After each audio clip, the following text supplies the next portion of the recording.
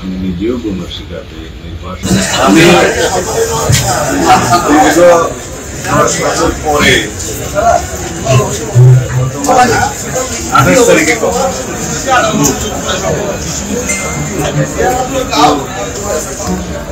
তারপর দিন সকালে আমাকে যেতে হয়েছে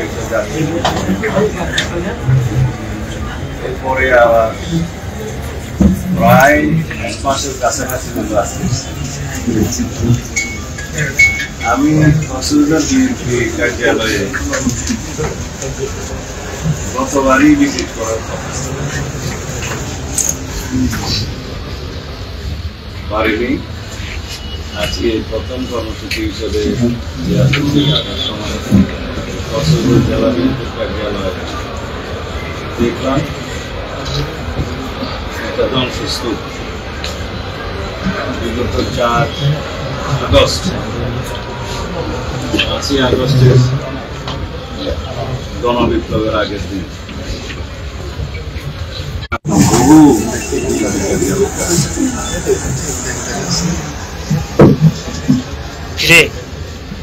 গত 15-16 বছর যাবৎ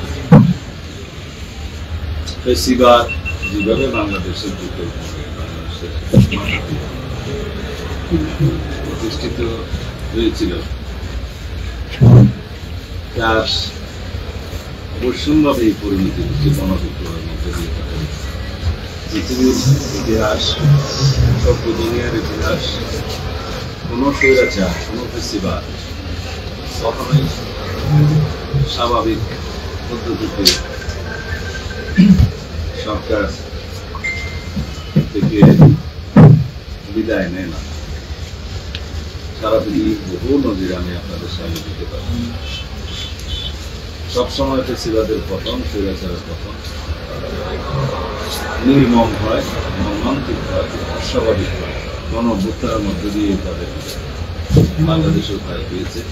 আমরা নতুনভাবে বাংলাদেশে গণবিপ্লবের মধ্যে দিয়ে গণঅভ্যুত্থানের মধ্যে দিয়ে আমরা নতুন করে বাংলাদেশে নতুন স্বাধীনতা দিবস পেয়েছি।